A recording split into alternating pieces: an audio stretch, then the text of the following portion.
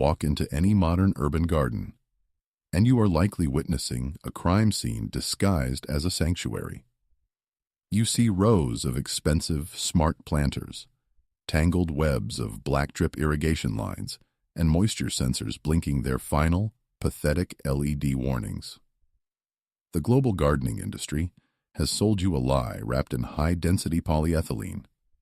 They have convinced an entire generation that keeping a plant alive requires a microchip, a pump, and a constant infusion of electricity. But look closer at those proprietary, self-watering plastic coffins. They turn anaerobic. They rot roots in stagnant sludge or bake them against superheated polymer walls. It is a system designed to fail, forcing you back to the garden center every spring to replace what should have been permanent. While you fumble with digital timers and Wi-Fi connected valves, a technology exists that makes these modern gadgets look like clumsy toys. It requires zero electricity, zero moving parts, and absolutely zero plastic. It was perfected over 4,000 years ago, utilized the fundamental laws of thermodynamics to regulate moisture with atom-perfect precision, and then it vanished. It was not obsolete, it was silenced. We traded the perfect physics of the natural world for the planned obsolescence of the industrial age, forgetting that the most sophisticated water sensor ever invented is not a microchip, but the soil itself. To understand the magnitude of what we have lost, we must exhume the records of the Han Dynasty, specifically the works of an imperial agronomist named Fan Shengji. In the 1st century BC, while the rest of the world was largely relying on the brute force of diverting rivers or hoping for rain, Shengji was documenting a form of buried irrigation that defied the primitive logic of his time. He understood a truth that modern industrial agriculture has aggressively ignored. Water applied to the surface is water wasted. He recognized that the soil is not merely a surface to be drenched, but a living stomach that digests moisture from within. His texts described burying earthen jars filled with water next to crops, a technique that bypassed the scorching sun and the hardened surface crust entirely. For 2 millennia, this method sustained civilizations in the harshest arid zones, from China to the Americas. Yet you will not find Fan Shengji's name in the brochures of modern agricultural giants. Why? Because the dawn of the Green Revolution in the 20th century was not just about growing food, it was about selling a system. The industrial complex needed farmers to be dependent on motorized pumps, sprawling canal infrastructure, and petrochemical piping. A passive, buried clay vessel that lasts a lifetime and requires no fuel, offers no recurring revenue stream for the conglomerate. The quiet genius of Fan Shengji was systematically pushed into the shadows, labeled as primitive folklore, while we were ushered into an era of loud, inefficient, and expensive machinery that fights against nature rather than working with it. Let's strip away the mysticism and look at the physics. The mechanism driving this ancient technology is not gravity, it is suction. It relies on a force known in hydrology as soil matrix potential. The unglazed clay vessel acts as a semi-permeable membrane, a rigid interface between 2 distinct hydraulic environments. Inside the vessel, water sits at atmospheric pressure. Outside, the soil operates under a tension gradient determined by its dryness. When the soil surrounding the pot is saturated, the hydraulic pressure equalizes against the clay wall, and the water flow instantly stops. There is no waste, no runoff. But as your plants transpire and the soil dries out, the water potential in the soil matrix drops, creating a powerful negative pressure, effectively a vacuum. This vacuum exerts a physical force on the clay surface, pulling water molecules through the microscopic capillary pores of the terracotta. It is an ionic exchange fueled by the hydrogen bonds of water, seeking equilibrium with the dry soil particles. The plant does not drink because you decided to water it. The soil extracts exactly what it needs, molecule by molecule, driven by the laws of thermodynamics. It is the only irrigation system in the world that is truly demand-based, operating with a sensitivity that no electronic moisture sensor can ever replicate. If the science is so sound and the history so deep, why is this technology absent from every garden center in the developed world? The answer lies not in horticulture, but in the boardroom calculations of the 1950s. This was the dawn of the petrochemical age, where the byproducts of oil refinement were spun into the miracle of plastic. The industrial lobby faced a choice: promote a permanent, localized infrastructure using cheap, abundant earth, or manufacture a recurring addiction to synthetic consumables. They chose the latter. Consider the modern drip irrigation system. It is a marvel of planned obsolescence. The emitters clog with calcium, the hoses degrade under ultraviolet radiation, and the plastic fittings crack with temperature shifts. It is designed to break. Every few years, the entire system must be purged and replaced, ensuring a steady stream of capital flowing from your pocket to the polymer manufacturers. A properly fired clay capsule, however, is an economic disaster for these corporations. It does not degrade in the sun. It does not clog if maintained. It effectively solves the problem of irrigation once, potentially for generations. In the eyes of the industrial complex, a solution that lasts forever is not a product, it is a threat. They buried the porous clay capsule not because it failed, but because it succeeded too well, threatening to liberate the grower from the profitable cycle of constant consumption. Now we enter the realm of the tangible blueprint. But be warned, not all clay is created equal. If you walk into a generic home improvement center and purchase a standard orange pot, you are likely buying a useless aesthetic shell. The industrial manufacturing process often fires ceramics at temperatures exceeding 1,100 degrees Celsius, a threshold that triggers a chemical process called vitrification.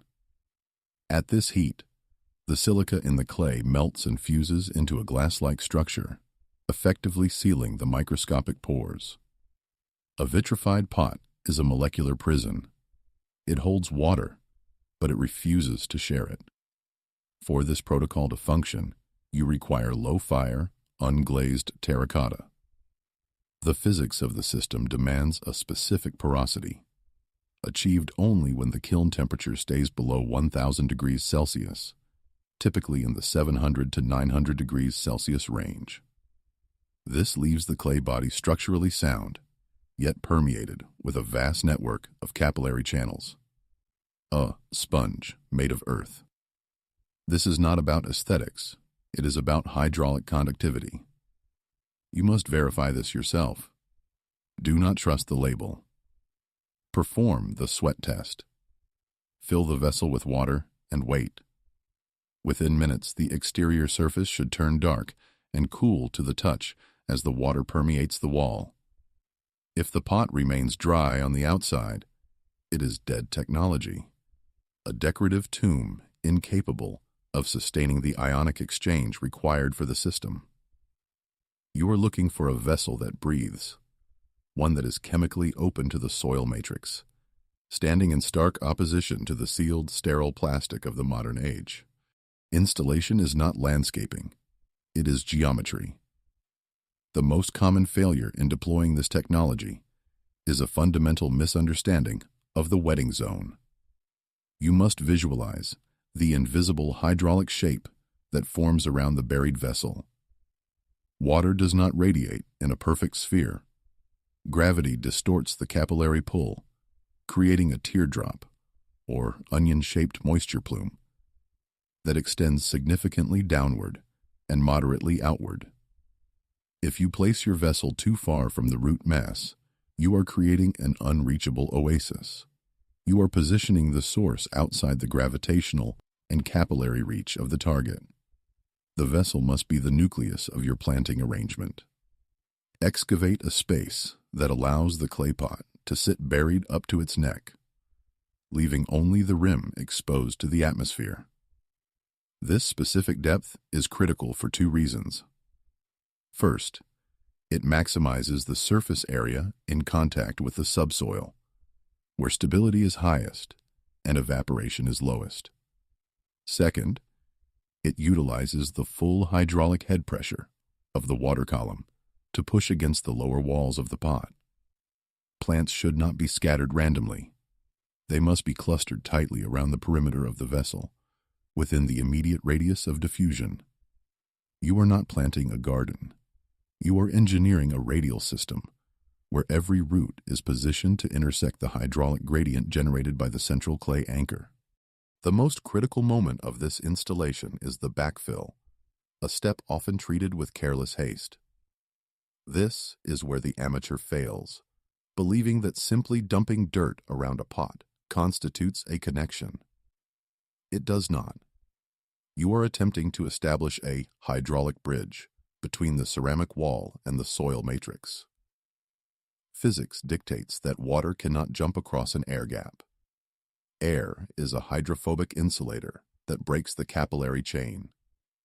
If you leave pockets of air between the clay and the earth, you have severed the line of communication. The vacuum force cannot pull water across a void. To construct this bridge, you must treat the soil not as fill, but as a conductive medium. As you place the earth around the vessel, you must compress it, firmly and intentionally. You are eliminating the atmospheric gaps to ensure that the soil particles are physically pressed against the porous surface of the clay. This contact point is the switch that turns the system on. Furthermore, the composition of this interface matters. Pure sand drains too quickly, breaking the tension. Pure clay packs too tightly, blocking the flow. You need a spongy, loamy matrix rich in organic matter. Humus acts as a wick, latching onto the moisture exuding from the pot and handing it off, particle by particle, to the waiting roots.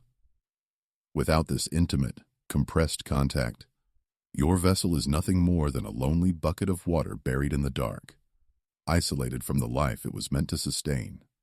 The final component of this hydraulic machine is perhaps the most deceptive: the lid. To the uninitiated, placing a cover over the vessel appears to be a trivial housekeeping measure, something to keep out mosquitoes or debris. This is a fatal underestimation.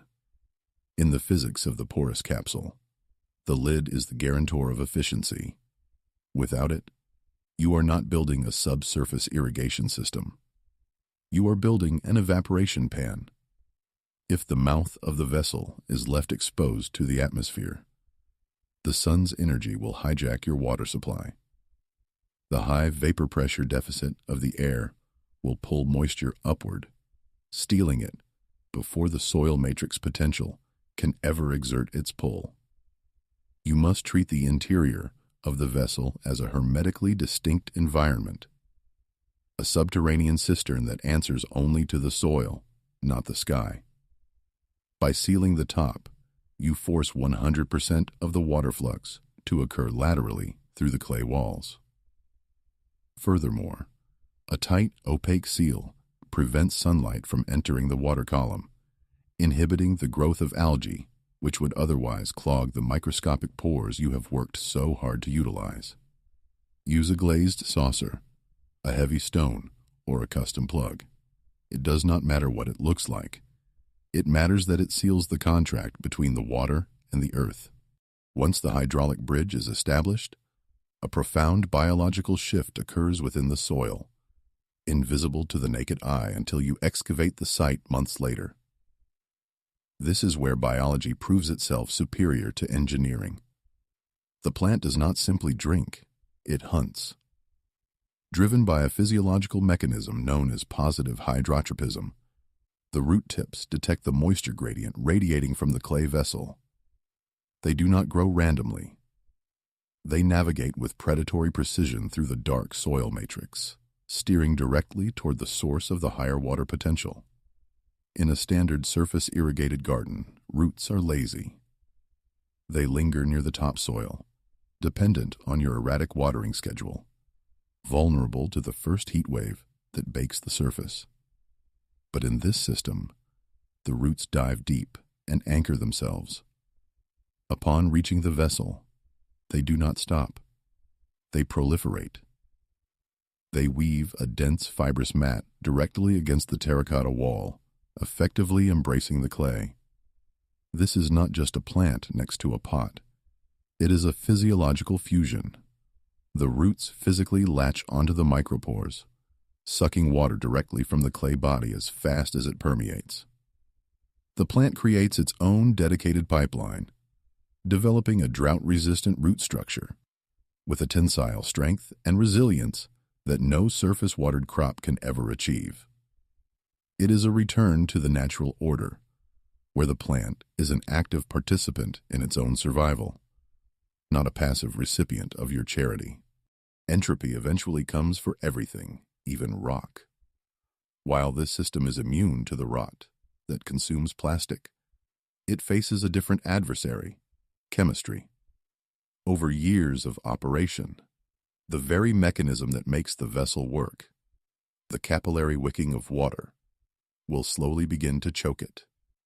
As water moves through the clay wall and into the soil, it leaves behind its burden of soluble salts, calcium, and magnesium. You will see this manifest as a white, crusty bloom on the interior walls or the exterior surface. This is not a defect, it is proof of function. However, as these minerals precipitate, they crystallize within the micropores, gradually reducing the hydraulic conductivity of the vessel. The flow slows down. The breath of the clay becomes labored. Do not throw the vessel away. Unlike a clogged plastic drip emitter, which is destined for the landfill, the clay capsule can be rebooted. You simply need to dissolve the mineral matrix. The protocol is elementary chemistry. Dig up the vessel once every few years and subject it to an acid shock. A solution of water and white vinegar, acetic acid, left to soak in the pot for 24 hours, will react with the calcium carbonate deposits, breaking down the crystalline structure and opening the airways.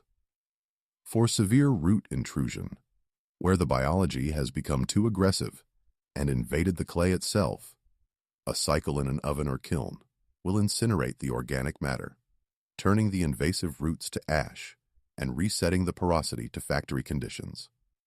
This is the definition of a legacy tool. It requires maintenance, yes, but it is infinitely repairable, whereas the industrial alternative is designed only to be replaced. Do not make the mistake of thinking this is merely a nostalgic reenactment of the past. It is a scientifically validated protocol for the future. While the industrial agricultural complex continues to push expensive automated solutions, the permaculture community, led by pioneers like Bill Mollison and Jeff Lawton, has been rigorously testing these methods in some of the most hostile environments on Earth. The data is unequivocal. Modern field trials in arid zones have consistently demonstrated that the porous clay capsule method achieves a water efficiency rating that puts standard irrigation to shame. The numbers are staggering. Studies verify that this subterranean approach reduces water usage by 50 to 70% compared to conventional surface watering. This is not a margin of error, it is a paradigm shift. By keeping the water table localized and buried, you effectively eliminate surface evaporation, the silent thief that steals nearly half of all water applied by sprinklers. Furthermore, the efficiency extends beyond conservation. Because the soil surface remains completely dry, weed seeds are denied the moisture they need to germinate, drastically reducing the labor of maintenance. This is the modern validation of an ancient truth. Low-tech physics, when applied correctly, outperforms high-tech force. From the deserts of Jordan to the urban farms of Arizona, the clay capsule is not just surviving. It is proving that the most advanced technology we have is the one we decided to forget. We have reached the end of the investigation, and you are now left with a choice that extends far beyond the perimeter of your garden. This was never just about watering a tomato plant. It was about dismantling a mindset of learned helplessness. The industrial machine has spent decades conditioning you to believe that nature is incompetent, that it requires synthetic intervention, electrical regulation, and constant purchase orders to function. They have severed your connection to the physical world and sold you back a plastic simulation of it. The porous clay capsule is not merely an irrigation tool. It is an insult to that entire business model. It is a quiet, defiant proof that the most advanced technology on this planet is often the one that the market cannot exploit. So, here is the question you must answer. Will you continue to be a consumer of disposable solutions, tethered to the cycle of breaking pumps and cracking pipes? Or will you choose to be an architect of a permanent system? The blueprint is now in your hands. You can go to the store and buy another bag of plastic trash, or you can dig a hole, bury a vessel, and let the physics of the earth take over. The soil is waiting for you to stop fighting it and start listening. The only thing left to do is to pick up a shovel and break the ground.